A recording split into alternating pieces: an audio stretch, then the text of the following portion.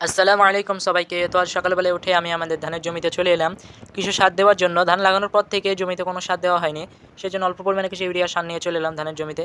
তো ধানের জমিতে এসে দেখি জমিতে জলের পরিমাণ খুবই অল্প।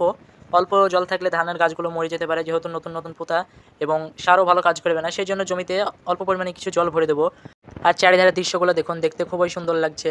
আর আকাশের মেঘগুলো খুবই সুন্দর লাগছে। তো পাইপগুলো আমি শার্ট করে দিলাম জমিতে। এবার মেশিনের কাছে যাচ্ছি, মেশিনটা স্টার্ট দিয়ে জল ভরবো জমিতে। আপনারা দেখুন, আর এধারে ধান পোতা বেশি দিন হয়নি, আমাদের ধান পোতা প্রায় 10 থেকে 15 দিন মতো হবে। আর ধানের গাছগুলো খুব সুন্দরভাবে জমিতে লেগেছে। তো মেশিনের কাছে এসে দেখি মেশিনটা অনেক কয়েকদিন ধরে চালানো নেই বলে মেশিনটা জাম ধরে গিয়েছে, আর মেশিনের তেলও শেষ হয়ে গিয়েছিলো।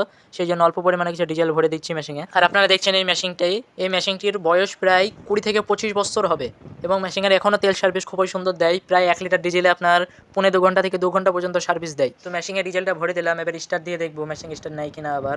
তো মেশিনটা এক চান্সে স্টার্ট নিল, খুবই ভালো লাগলো যে বেশি ঝামেলা পোহাতে হলো না।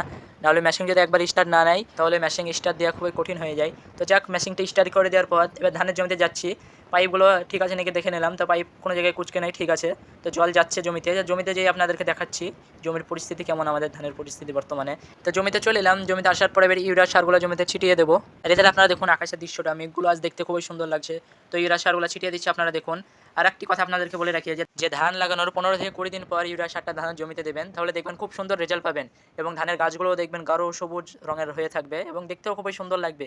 তো এই জমিতে এসে দেখি জমিতে জল রয়েছে, তো এই জমিতে জল না দিলেও হতো, তবুও অল্প পরিমাণে কিছুটা ভরে দিলাম, যেহেতু মেশিন চালাতেই হবে। আর এগুলো হলো ইউরিয়া, এতে যখন আপনি অল্প পরিমাণে একটু জল দিয়ে দেখবেন বরফের মতো ঠান্ডা হয়ে যাবে। আমি যখনই মাঠে আসি এগুলো ট্রাই করি, তো আপনারা এগুলো বাড়িতেও ট্রাই করে দেখতে পারেন। তো এই জমিতে সার ছিটানো কমপ্লিট, এবার অন্য জমিতে যাবো। এখনও 4 বিঘে মতো বাকি আছে সার ছিটানোর জন্য।